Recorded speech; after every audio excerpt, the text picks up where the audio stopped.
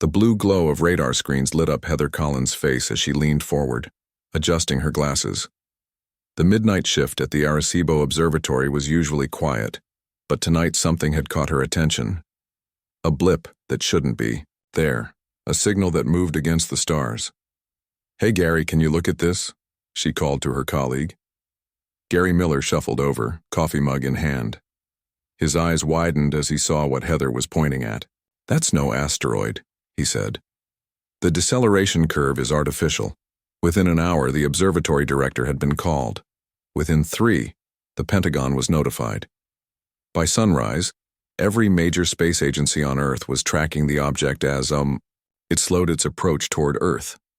Frank Martinez ran his hand over his short-cropped hair as he entered the Pentagon's secure briefing room.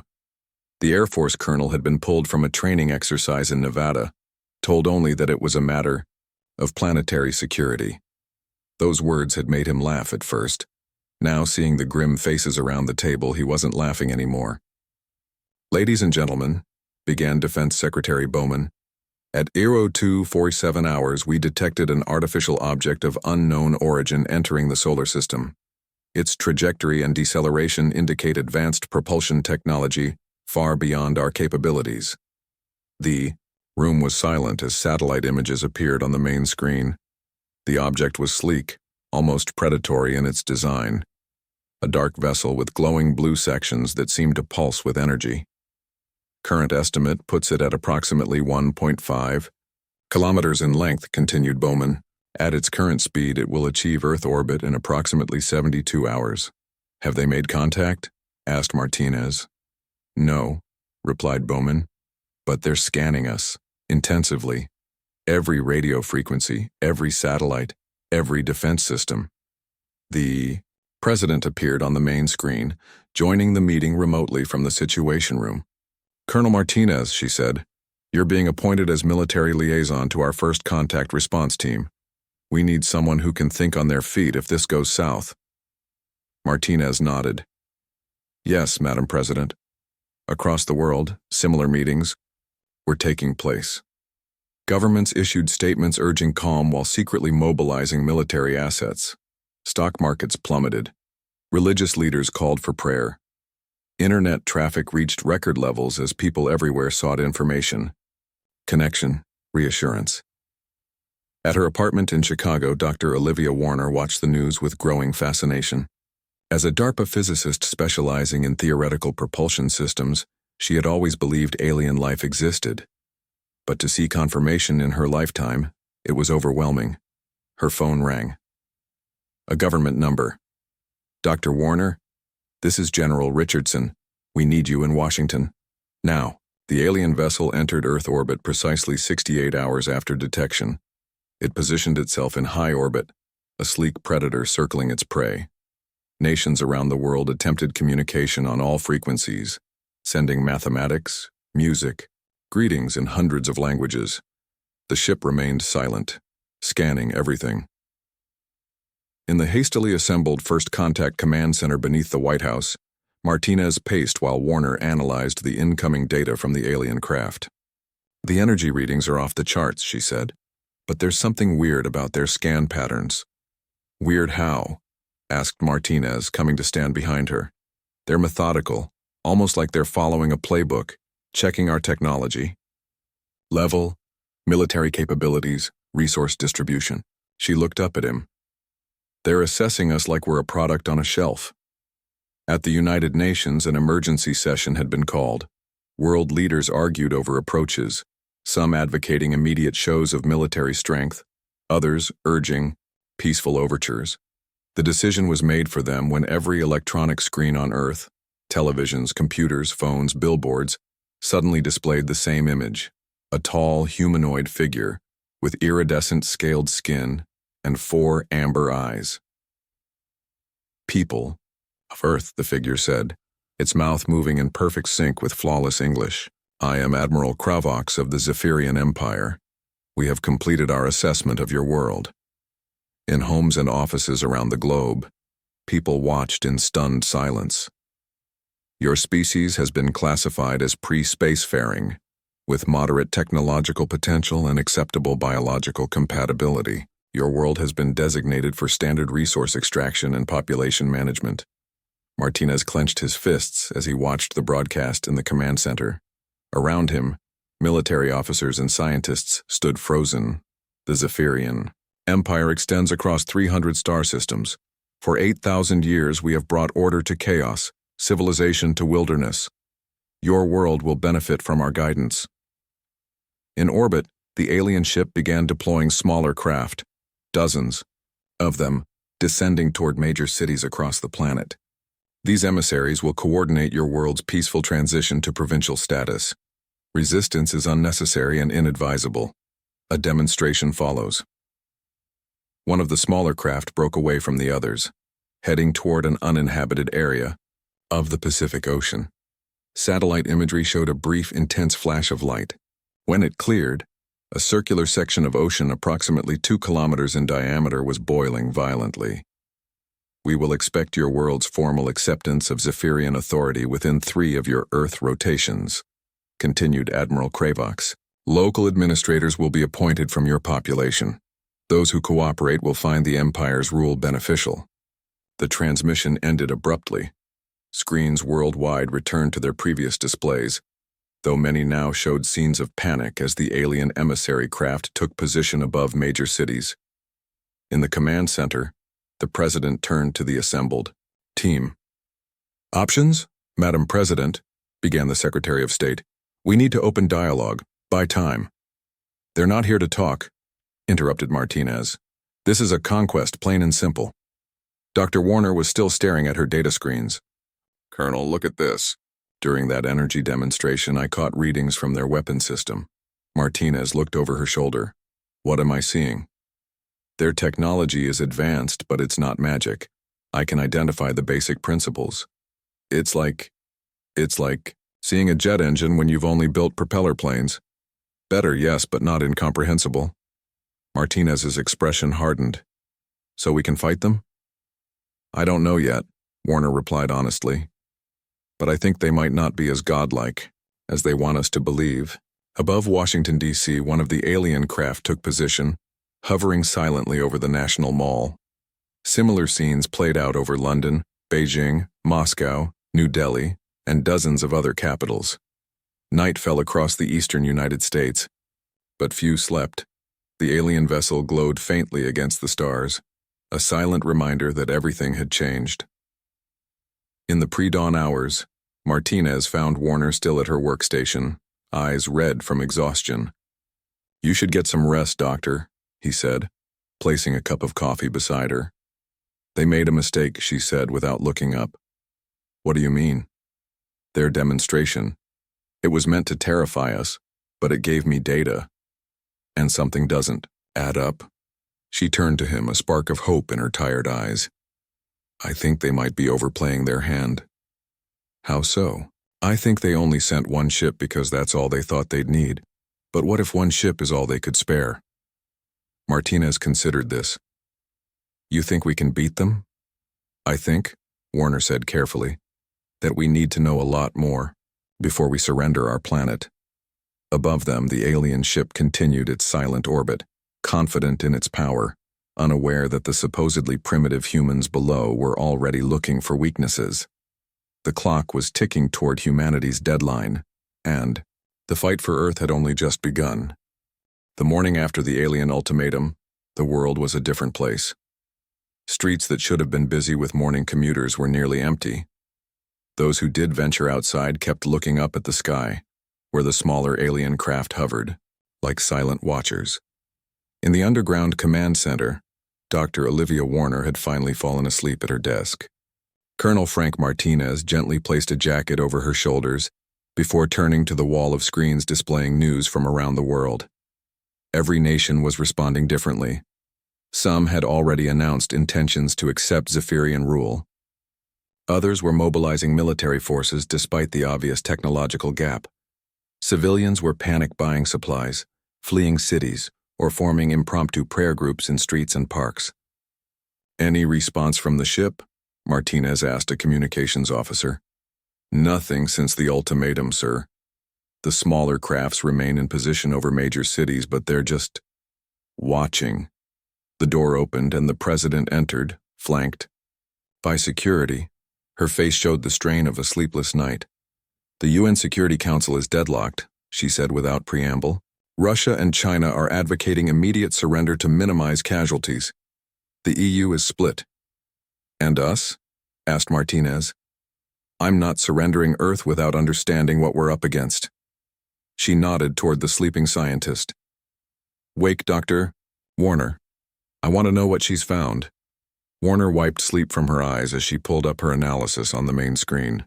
"The energy readings from their weapons demonstration don't match what we'd expect from their apparent technological level." "Meaning?" the president asked. "It's like someone showing up with a fancy sports car, but the engine sounds wrong." Warner pointed to a series of graphs. "Either their technology works on principles completely foreign to physics as we understand it, or they're bluffing," Martinez finished. "Not exactly bluffing. They're certainly advanced beyond us, but maybe not as godlike as they want us to believe." Warner pulled up another screen. "And there's something else. The main ship is maintaining geosynchronous orbit, but it's making regular adjustments using directional thrusters." "Is that significant?" asked the president. "It suggests they don't have artificial gravity control or inertial dampening systems. They're using conventional physics, just better than ours." The president nodded slowly. "So they might be vulnerable." "Potentially," Warner agreed. "But we need more data." The meeting was interrupted by an urgent call. One of the alien emissary crafts was descending toward the National Mall in Washington, D.C., broadcasting a request for world leaders to convene. Hours later, representatives from major world powers gathered in the General Assembly Hall at the United Nations. The alien craft had deposited a single figure, Admiral Kravox himself, flanked by two guards in sleek armor. Seen in person, the Zephyrian admiral was imposing, nearly 7 feet tall with iridescent scaled skin that shifted colors with his movements. His 4 amber eyes scanned the assembly with obvious disdain. "Your world's response time is inefficient," he began without introduction. "I will now outline the terms of your integration into the Empire." Martinez and Warner watched the broadcast from the command center, analyzing every word and movement. "Resources designated strategic by the Empire will be redirected to Zephyrian control," Kravox continued. "Your population will be permitted to maintain local governance under Imperial oversight. Resistant cells will be identified and eliminated. Compliance will be rewarded with technological improvements to your infrastructure and medical systems." As the Admiral spoke, Warner noticed something on her sensors. "The main ship just increased power to its scanning arrays. They're doing a deep scan of our military installations while we're distracted with this meeting."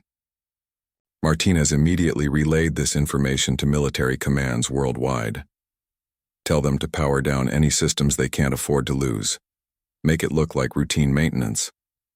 On the screen, Kravox was concluding his speech. "Imperial administrators will arrive within 1 planetary cycle to begin resource assessment. Your formal surrender document will be presented for signing by your world leaders in 2 rotations." The Chinese representative stood. "And if we choose not to sign?" All 4 of Kravox's eyes blinked simultaneously. "Then your species entry in the Imperial Registry will be brief." As the meeting adjourned, chaos erupted among the world leaders. The American president pulled Martinez and Warner into a secure video conference. "I need options," she said bluntly.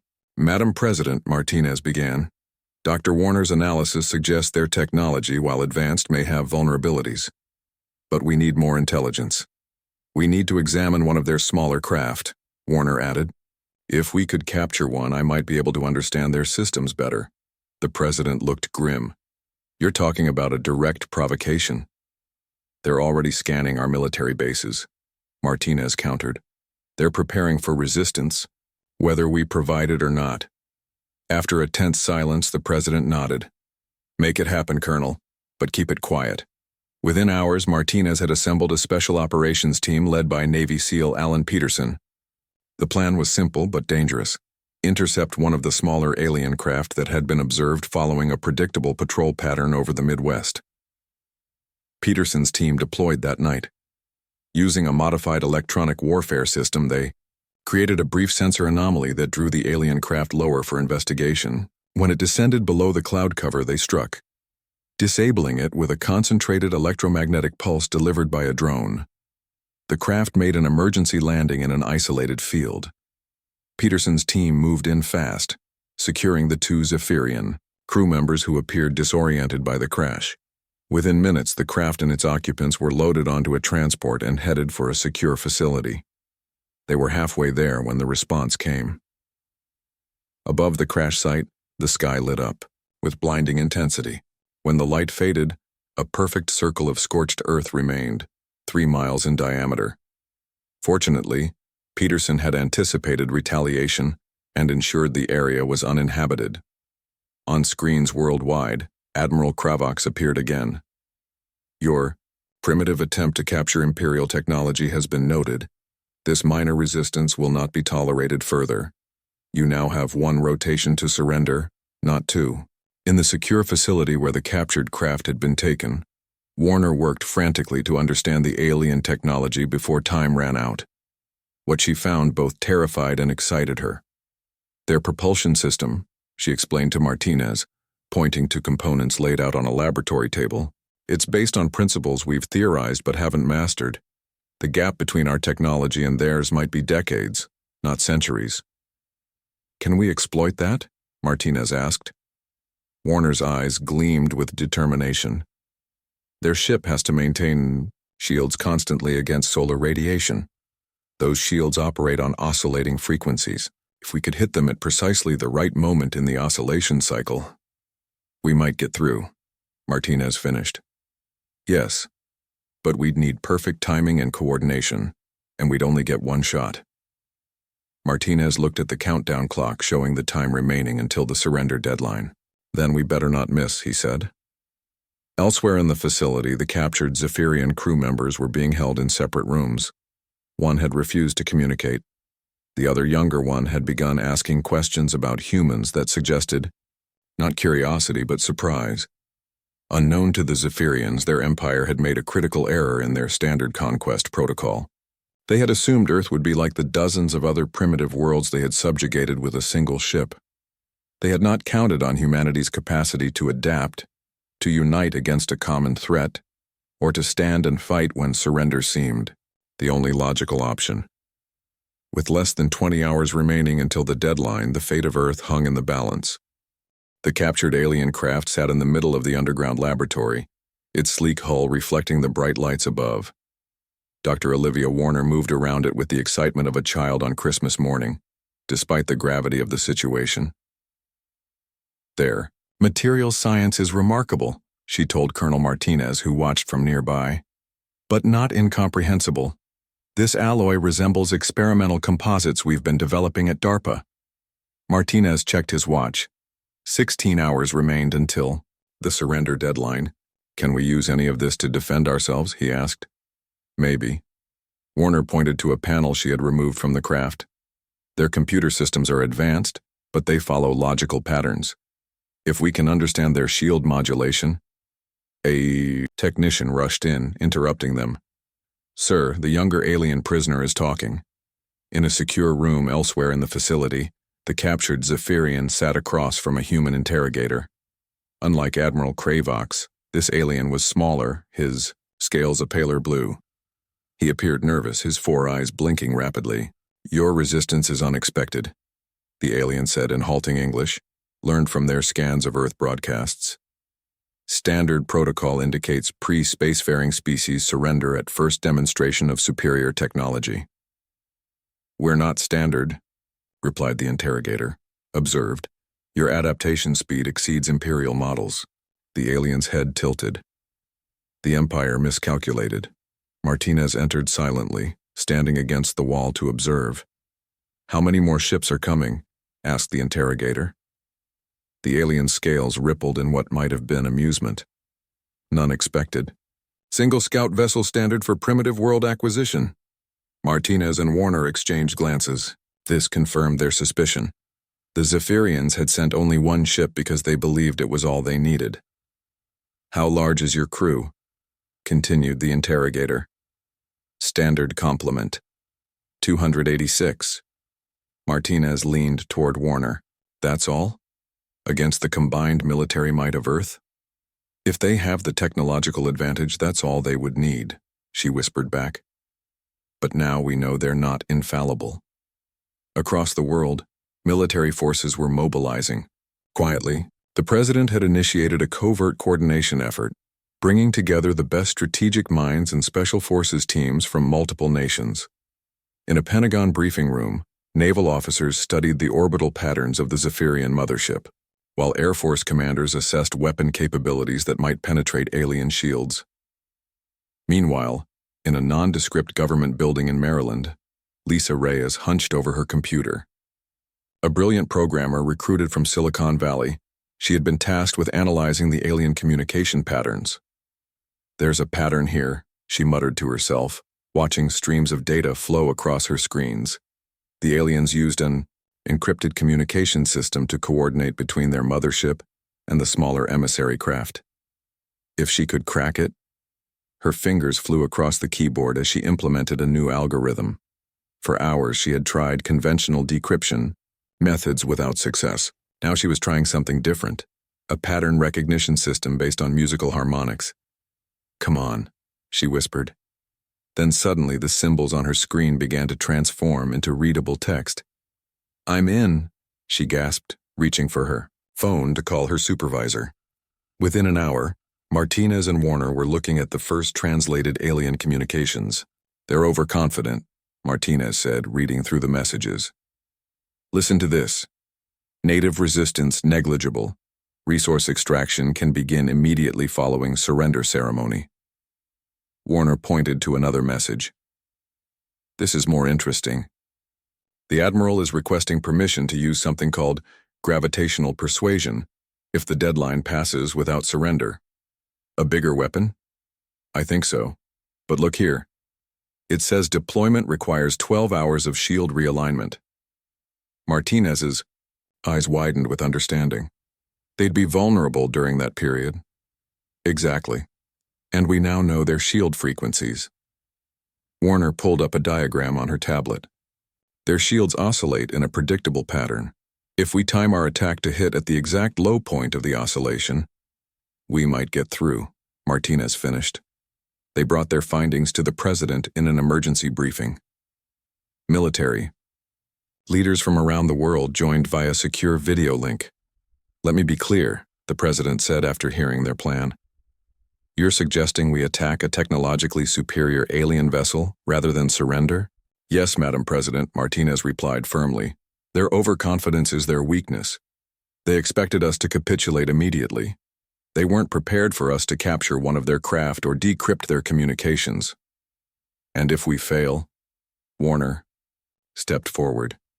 "Then we're no worse off than if we surrender. Based on the communications we've intercepted, the Zephyrians don't intend to be benevolent rulers. They see Earth as a resource to be exploited and humans as labor to be used." The president turned to her military advisors. "Your assessment?"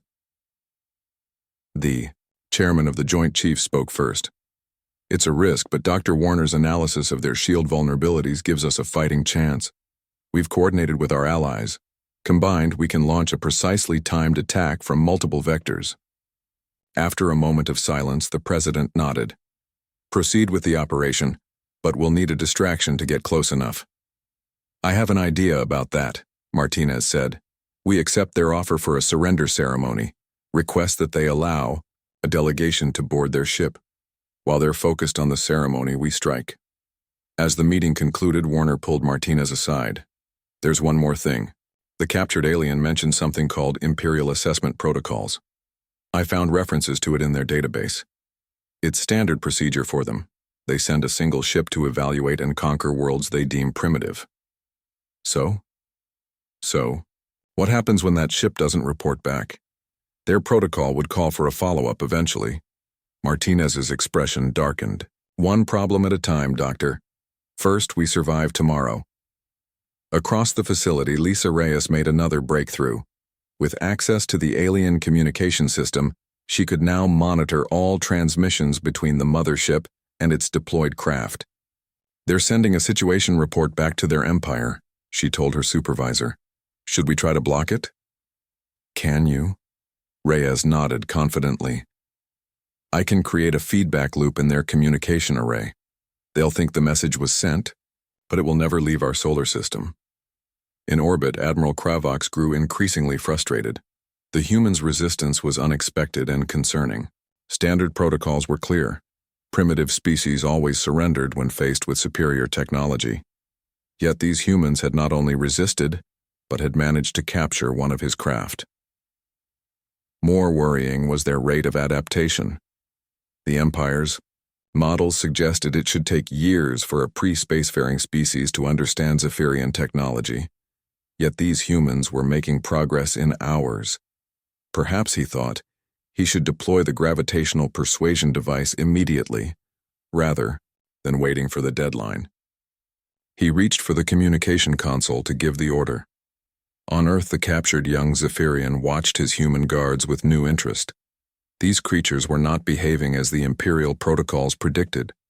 They should be fearful, disorganized, easy to subjugate.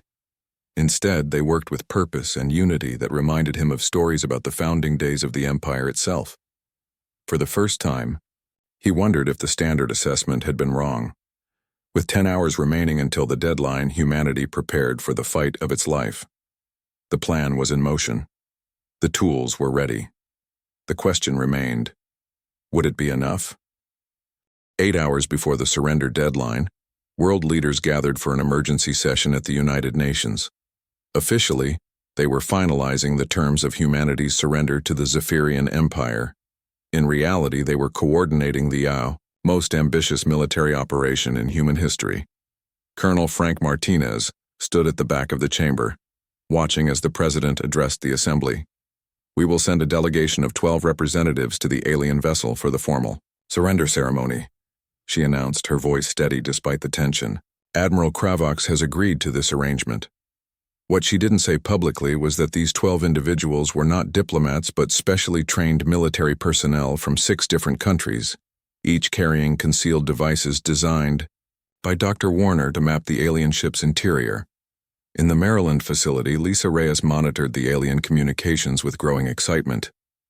"They bought it," she told Warner over a secure line. "They're making preparations to receive the surrender delegation aboard their ship, and I've successfully blocked their latest situation report to the Empire." Warner nodded, though her face remained tense. "What about the shield oscillation data?" "I've identified the pattern," Reyes confirmed. "Their shields reach minimum strength every 4.3 minutes for approximately 1.7 seconds.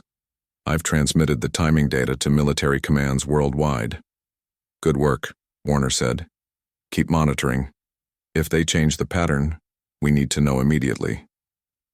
Around the world, military forces made final preparations. Nuclear missiles were quietly armed with special targeting systems designed to hit the alien ship at the exact moment of shield vulnerability. Fighter jets were loaded with experimental weapons developed using insights from the captured alien craft. In a secure bunker beneath the Pentagon, Alan Peterson briefed his multinational special forces team. These elite soldiers would accompany the diplomatic delegation and attempt to seize control of key systems aboard the alien vessel. "Once aboard, we'll have limited time," Peterson explained, pointing to a rough schematic of the alien ship based on data from the captured craft. "Team Alpha will secure the bridge. Team Beta will target their engineering section. Remember, we need at least one of their propulsion systems intact if Dr. Warner is going to reverse engineer their technology." A young soldier raised his hand. "Sir, what kind of resistance should we expect?" "According to our intel, the ship has 286 crew members," Peterson replied. "We don't know their internal security protocols, but the captured alien indicated they have minimal combat training. They rely on their technological advantage, not military prowess. They've never had to fight for their conquests before," added Martinez, who had just entered the room. "That ends today."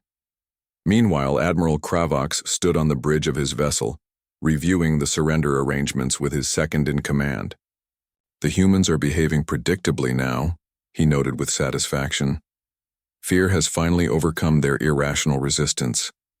His second-in-command, a veteran of dozens of planetary acquisitions, wasn't so certain. "Their acceptance came suddenly, Admiral, and their communications have increased rather than decreased. They're coordinating their surrender," Kravox dismissed. "Primitive species often require extensive internal discussions to accept the inevitable." "Perhaps," the second-in-command conceded, "but I recommend we maintain full shield strength during the ceremony, regardless of the energy cost." Kravox considered this. "Approved, and double the security detail for the human delegation." On Earth, Dr. Warner worked frantically to finish her most crucial project. Using components from the captured alien craft, she had constructed a device that could potentially disrupt the Zephyrian ship's internal power distribution. "It's not elegant," she explained to Martinez as she closed the casing on what looked like a bulky metal briefcase. "But if we can get it to their engineering section and activate it, it should create a cascade failure in their power grid." "How long will that give us?" Martinez asked. "Maybe 3 minutes before their backup systems engage," Warner replied. "Long enough for Peterson's team to gain control of critical systems if everything goes according to plan." Martinez nodded grimly. "That's a big if." 4 hours before the deadline, a subtle but significant change occurred in the orbital pattern of the Zephyrian mothership. Lisa Reyes noticed it immediately. "They're adjusting position," she reported, "moving to a lower orbit directly over the North Atlantic." Warner studied the new trajectory with concern. "They're positioning for optimal weapons coverage of major population centers. If our attack fails..." She didn't need to finish the thought. Everyone understood the stakes. In cities worldwide, civilians remained unaware of the true plan. Many had evacuated to rural areas following the alien ultimatum, but millions still remained in potential target zones. Governments had initiated quiet evacuations disguised as precautionary relocations, but there hadn't been time to move everyone. 2 hours before the deadline, 12 transport helicopters departed from an airfield outside New York, carrying what appeared to be the surrender delegation. In reality, only 3 contained the actual team. The others were decoys, each following different flight paths to confuse alien sensors. On the genuine transport, Colonel Martinez checked his concealed weapon one last time. Next to him, Alan Peterson reviewed the attack plan with his team. They were a diverse group: American, British, Russian, Chinese, Israeli, and Indian special forces, the best each nation had to offer. "Remember," Peterson told them, "we're not just fighting for our own countries today, we're fighting for Earth." In her laboratory, Dr. Warner prepared to join the military commanders at the Pentagon. As she gathered her equipment, she noticed the young Zephyrian prisoner watching her through the glass wall of his containment room. Against protocol, she approached him. "Why did your empire think one ship would be enough?" she asked. The alien scales shifted color slightly. "What?" Warner had come to recognize as their equivalent of a shrug. "Standard protocol. One ship always sufficient for pre-spacefaring species." "You underestimated us," Warner said. "Yes," the alien admitted. "Empire models did not account for your adaptation speed." He hesitated, then added, "Humans are different, as..." Warner turned to leave. The alien spoke again. "If you win today, Empire will eventually send more ships." Warner looked back at him. "Then we'll need to be ready." Across the Atlantic, the European Space Agency activated a series of powerful radar systems designed to track the alien vessel's every movement. In Asia, Chinese and Russian missile batteries prepared for coordinated launch. American submarines, in the Pacific, silently moved into optimal firing positions. Admiral Kravox received notification that the human transports were approaching. "Prepare to receive their delegation," he ordered. "Once the surrender is complete, we'll begin immediate resource extraction." His second-in-command brought up a display showing the approaching helicopters. "There are multiple vessels, Admiral. Only one appears to be heading directly for our position." "Primitive deception tactics," Kravox dismissed. "Allow the single transport to approach." Destroy the others if they come within weapons range. On the lead helicopter, Martinez received word that they had been cleared to approach the alien vessel. The massive ship now hovered just 20,000 feet above the Atlantic Ocean, its dark hull reflecting the afternoon sun. "This is it," he told the team. "Once we're aboard, we'll have exactly 15 minutes to secure our objectives before the coordinated strike begins." The transport rose toward the alien ship, where a docking bay had opened to receive them. Inside the helicopter, 12 humans prepared to determine the fate of their species. In the Pentagon War Room, the president watched the operation unfold on multiple screens. Dr. Warner stood nearby, her tablet displaying the countdown to the shield's next vulnerability window. "May God help them," the president whispered. "And all of us." The transport helicopter hovered beneath the massive alien vessel. Above them, a hatch had opened, revealing a brightly lit docking bay. A strange blue beam extended downward, enveloping the helicopter and lifting it smoothly into the ship. Inside the transport, Colonel Martinez felt his stomach lurch as they were pulled upward. "Remember," he whispered to the team, "act submissive until we reach the designated areas." As the helicopter settled onto the alien deck, they could see a welcoming party of 8 Zephyrians, led by a tall figure they recognized from transmissions, as Admiral Kravox himself. "Steady," Martinez murmured. "Stick to the plan." The helicopter door opened. Martinez led the group out, carrying what appeared to be an ornate box containing Earth's surrender documents. In reality, it housed Dr. Warner's power disruption device. "Welcome aboard the Imperial vessel Dominance," Admiral Kravox announced, his 4 amber eyes studying the humans with obvious satisfaction. "Your species has made the wise choice to accept Imperial guidance." Martinez bowed his head and feigned submission. "We are ready to complete the surrender ceremony. Follow me to the ceremonial hall," Kravox instructed. "Your planet's new era begins today." The humans were led through gleaming corridors, Martinez subtly activating the mapping device hidden in his watch. Alan Peterson and his team memorized every detail: guard positions, door mechanisms, potential choke points. In the Pentagon War Room, Dr. Warner watched the data flow in from Martinez's hidden transmitter. "They're approaching the central section of the ship," she reported.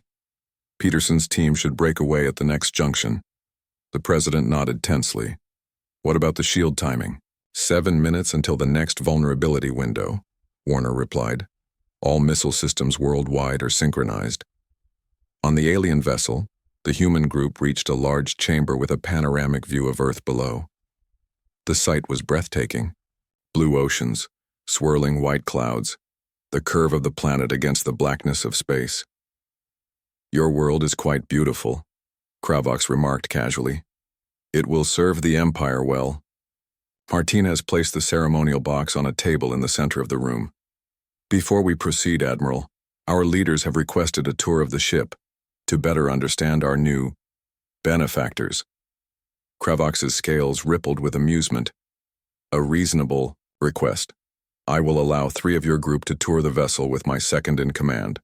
The rest will remain here to complete the ceremony." This was the moment they had planned for. Peterson and 2 of his team members, a Russian Spetsnaz operator and a Chinese Special Forces soldier, stepped forward to join the tour. 5 minutes to shield vulnerability, Warner announced in the war room, watching the countdown timer. The tour group departed, led by the Zephyrian second in command. As soon as they were out of sight, Peterson nodded to his teammates. In one fluid motion, they neutralized their guide with stunning devices concealed in their ceremonial clothes. "Move," Peterson ordered. "Engineering section is 2 levels down." Back in the ceremonial hall, Martinez engaged Admiral Kravox in discussion about the terms of surrender, stalling for time. "Your transition to Imperial rule will be smooth if you cooperate fully," Kravox was saying. "Resistance has historically proven counterproductive." "We understand," Martinez replied, his hand hovering near the activation switch on the ceremonial box. "Humans are practical. We know when we're outmatched." In the ship's engineering section, Peterson's team encountered minimal resistance. As predicted, the Zephyrians relied heavily on their technological advantage and had little experience with direct combat. The few engineers they encountered were quickly subdued. Found the main power distribution node, the Russian operative reported, placing explosive charges at key points. 2 minutes to shield vulnerability, Warner announced in the war room. Military commanders worldwide confirmed their weapons were ready. Lisa Reyes suddenly sat up straight at her monitoring station. They're changing their shield modulation pattern. They must suspect something. Warner leaned forward in alarm. Can you determine the new pattern? Working on it, Reyes replied, her fingers flying across the keyboard. The basic oscillation is similar, but the timing has shifted. In the ceremonial hall, Martinez noticed a change in Admiral Kravox's demeanor. The alien had become still, his head tilted slightly as if listening to a communication. Is something wrong, Admiral? Martinez asked, tensing. Your helicopter pilots are attempting to access our communications array, Kravox stated coldly. This is not the behavior of a surrendering species. Martinez knew their window of opportunity was closing fast. He pressed the activation switch on the ceremonial box. Now, he shouted into his concealed communicator.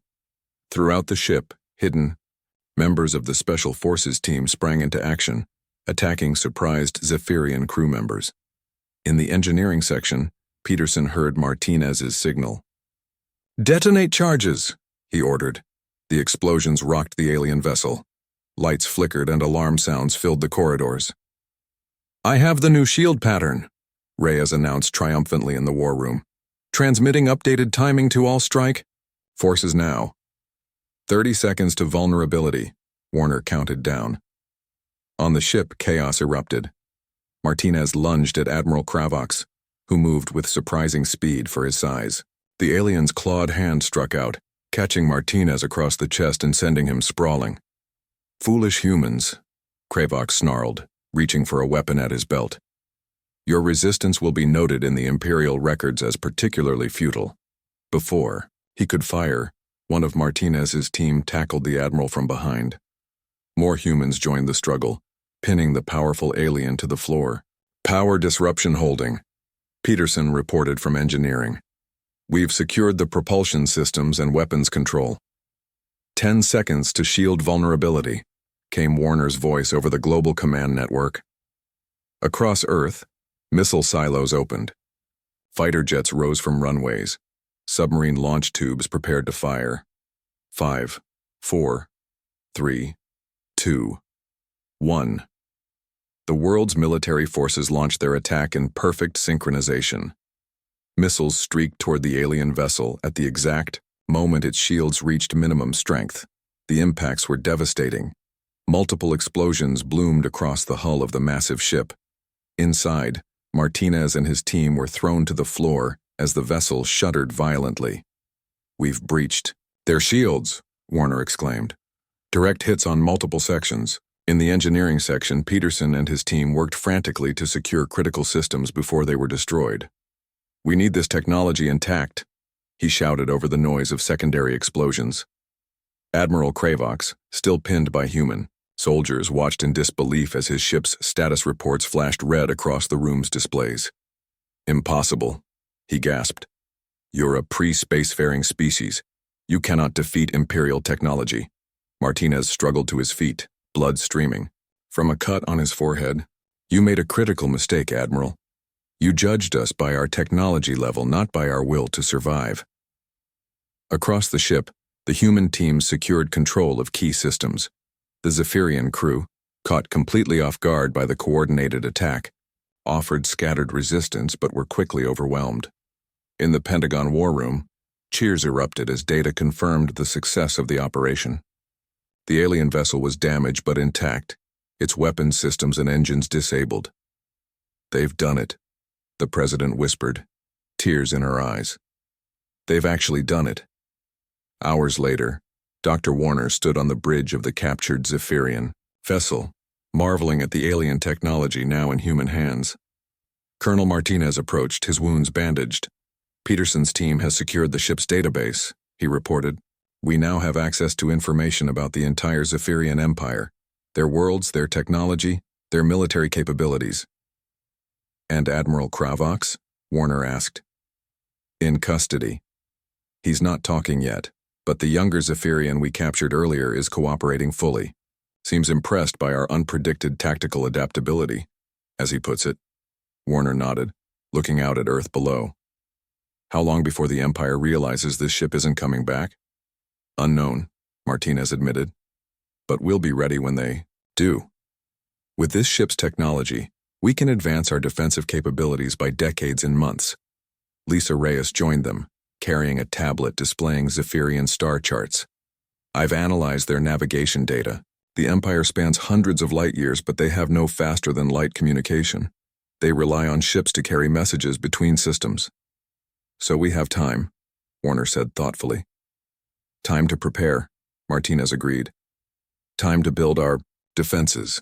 Time to take the fight to them if necessary.